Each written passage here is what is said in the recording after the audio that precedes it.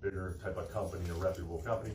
You know, there's still some people that are making maybe not great products, lower level companies. Anybody like mid-lab and up, right? It's all gonna be good quality finish. It's how do you apply it? How do you prep? How do you, this is like preparing a room to paint it or something and taping off the edges and all that and taking out all the furniture and all that stuff. But then once you do the edges and you start rolling the middle, it's like the glory is and that's laying the finish. All this stripping and getting wet and all this stuff we're gonna do is, you know, all the prep work. Once you lay the finish, it'll take us 2 minutes to put the finish down on the floor that size. Sure. Quick question. So if I'm hearing you right, I see on your page 23 in this book is all the different finishes you guys have. Yep. And which one do we have today? So what I brought is the zinc free. Okay. So what I did was I brought a brand new technology because it was sent to me by mistake, but it's one of our new finishes. Okay. We had a couple of these, I think, actually, that we've used that are on this list already. Yep, and the names have changed over the last couple of years, but the formulas have not. But we've added, so over here where you see Drive Right NP, Fast Cure NP, just to let you know that the industry and due to government regulations is basically banning an ingredient in the traditional finishes. And by the end of this year, all these regular finishes will be taken out of our catalog. They'll all be NP without the added PFAS ingredient, which is a leveling agent for the finish. We've got another ingredient that does the same thing, but it's not as harmful to the environment or whatever. Okay. So when I ordered these finishes to do a couple of demos up in my neck of the woods, they sent me all of them. So I have all this extra. Yeah. So we're laying the zinc free today because I want to see how it looks. Okay. But when you look at the solids and you see 16, 20, 25, that's where you're saying the optimal is to get that up to 100%. So if you have 25 coats, 25 pour coats. Correct. Right. That's the way to think about it. Okay. Yep. You'll see the different flooring types. You'll see the equipment maintenance and all that. You know, one thing to point out, the propane burnisher in maintenance equipment available, only the finishes that have the dots would be able to hold up to a propane burnisher. So if that tells you anything, it might not be necessarily the solids. There might be the lower solids, medium solids, whatever is on this list.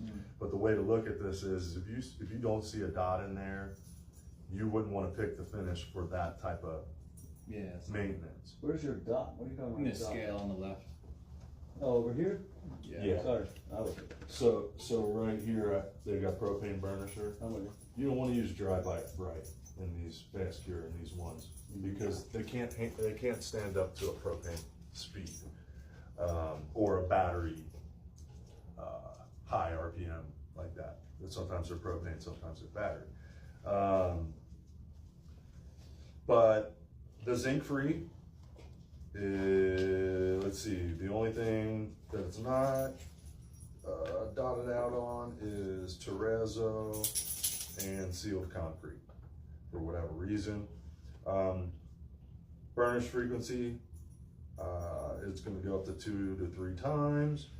I mean, if you got somebody doing more than 2 to 3 times a week on burnishing, that's like, you know, that'd be like maybe like the lobby of a casino in Vegas or something where they do it every night type of thing. And then let's see what they dotted in here. Good appearance and durability and burnish response, all right? So, you know, for that type of vinyl floor, any of these finishes can go on there. But I did want to mention the NP finishes and why I brought the zinc free, because it's, at least for you to know what the industry is doing out there, is, you know, the raw material manufacturer that makes that leveling agent is taking it off the market spring, summer this year. We have enough of the material to continue making these throughout the year because we have a lot of school systems and big accounts at distributors, put these huge orders in every year, so we bought up You got stockpile. the bad stuff. Yeah. And Get it when you can. yep, exactly. But eventually, everything will be NP, and that's mid-lab. That's all chemical manufacturers. You'll see up here floor sealers. Finishes today do not really require a sealer, especially for vinyl tile like that. It's not super porous like terrazzo or concrete would be. But there's, the floor sealer is already NP. Cool. All right, so they switched that. But basically the floor sealer, if someone wanted that, if they had concrete or terrazzo, and if they believed in using sealer, I've been doing this for 30 years, all that type, give them the sealer. The first coat self-seals if you just use the finish. So you don't need sealer. Sealer, if I'm reading that right, is something you would put before putting the finish on it. Yeah, it's a base coat. Okay. So if you think about, let's think about concrete or grout, like grout lines, right? They're porous. Yeah. And so things can soak into it. What sealer is, if you think about the molecules of sealer, they're bigger than the molecules of floor finish. So they more efficiently fill up the pores at a lower cost. Yep. Some people still do it. I don't do it. Let's use another coat of finish. Whatever you want to do. But that's what sealer's for. Then the hard coat, you're not messing with that. That's a permanent sealer for certain stones and things. Let's just leave that off the table for now. I don't like things to say permanent. But hard coat is awesome at what it does. I just don't sell a lot of it. I don't like a lot of people doing permanent seals.